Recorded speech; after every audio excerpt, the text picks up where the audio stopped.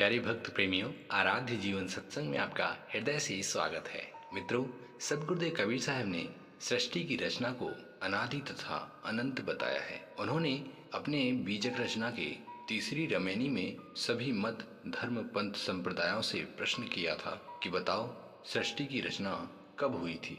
और जब इसका उत्तर कोई नहीं बता पाया तब उन्होंने इसका व्याख्यान खुद दिया। अपने बीजक रचना के रमैनी 7 में कहा है, तहिया होते पवन नहीं पानी, तहिया सृष्टि कौन उत्पानी, तहिया होते कली नहीं फूला, तहिया होते गर्व नहीं मूला, तहिया होते विद्या नहीं वेदा, तहिया होते शब्द नहीं स्वादा, तहिया होते पिंड नहीं बासु, नहीं धर धरनी न पवन आकासु, तहिया होते गुरु नहीं चेला, गम्य अगम्य न पंथ दुहेला, अविगत की गति का कहूँ, जाके गाँव न ठाऊं, गुड़ बिहू ना पेख ना का कहीं लीजे नाव। इस सुंदर रमैनी का प्यारा अर्थ है, तहिया होते पवन नहीं पानी, तहिया सृष्टि कौन उत्पानी।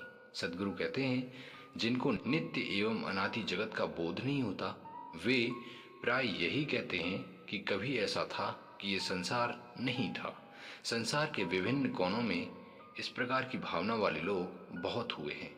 भारत के ही नहीं बल्कि विश्व के प्राचीनतम ग्रंथ ऋग्वेद के नासदी सूत्र में एक उलझी हुई धुंधली मनोरम कल्पना है। प्राप्त इतिहास में हमारे पूज्य वैदिक ऋषियों की सृष्टि के विषय में ये पहली कोमल कल्पना है।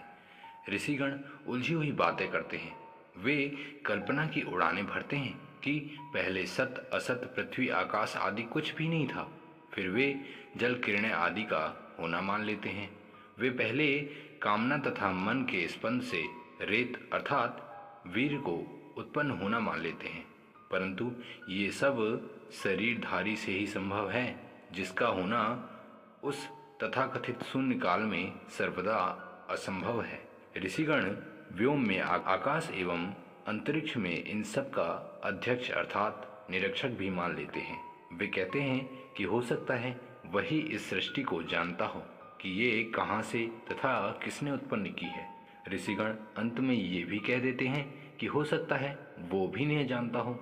ये कहकर कि हो सकता है वो भी न जानता हो, न वेदा अध्यक्ष को अल्पज्ञ जीव बना देते हैं। इन महत्वपूर्ण मंत्रों से कई बातें उभर कर आती हैं।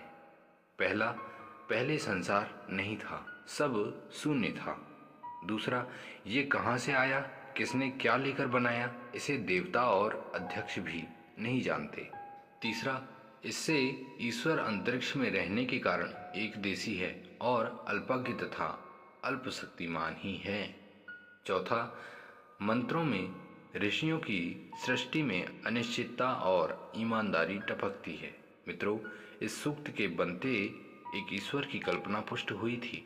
उसे एक देवता के समान अंतरिक्ष से नीचे की ओर झांकने वाला असहाय और अल्पज्ञ जैसे ही मान लिया गया है।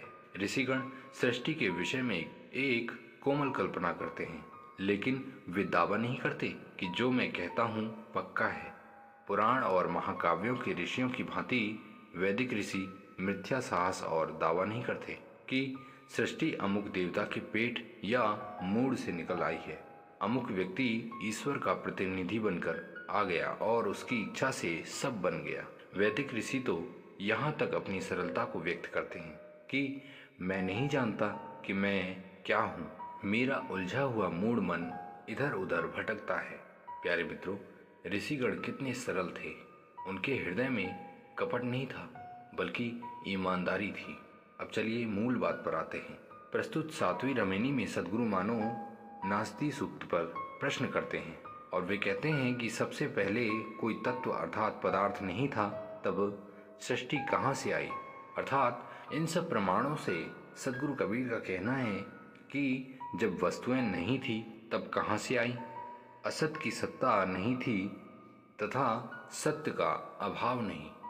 विज्ञान भी मानता है कि मैटर अर्थात मूल द्रव्य न बनता है और न मिटता है, वो अनादि अनंत एवं नित्य है।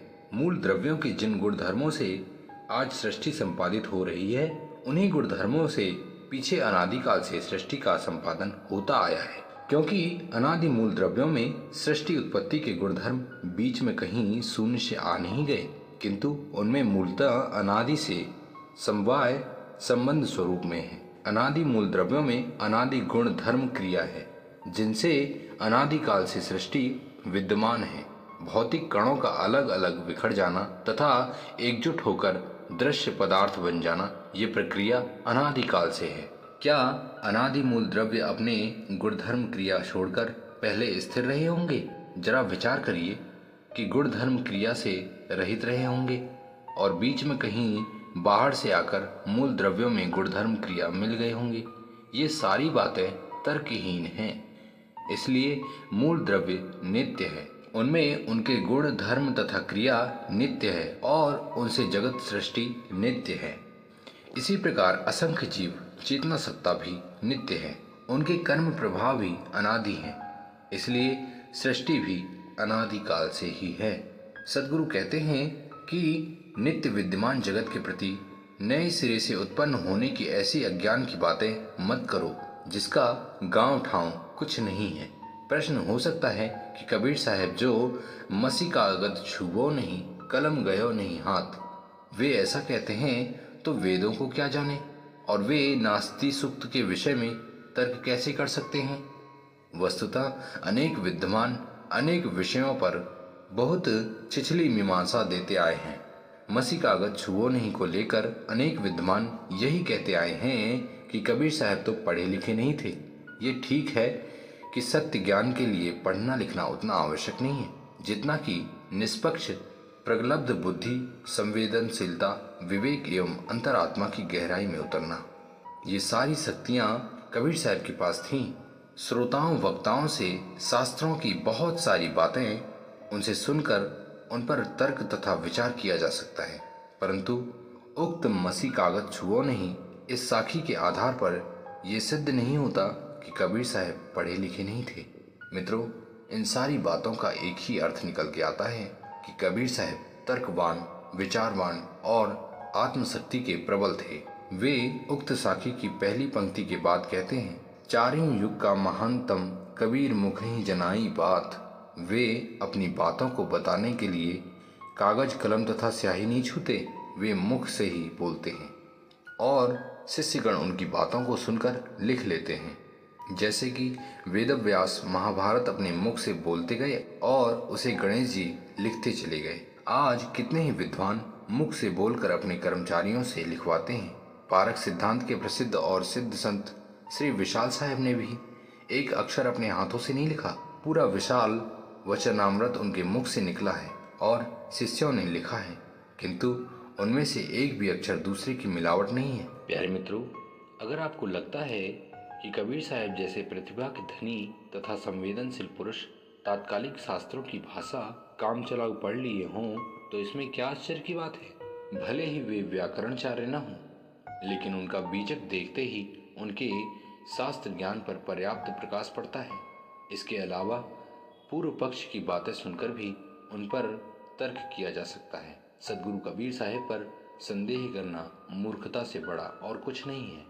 उनकी वाणी में आग है और ऐसी आग जो अंधकार को मिटा ही देती है। मित्रों, आज का ये अमृत ज्ञान आपको समझ में आया या नहीं, कृपया कमेंट करके ज़रूर बताएं। और भी ऐसे ही अमृत ज्ञान के लिए अपने इस आराध्य जीवन सत्संग से यूं ही जुड़े रहें। मिलते हैं अगली अमृत धारा में, तब तक के लिए अपने स्वास्थ्य का विशेष ख्याल रखें। इसी के साथ नमस्कार, धन्यवाद, जय हिंद, वंदे मातरम।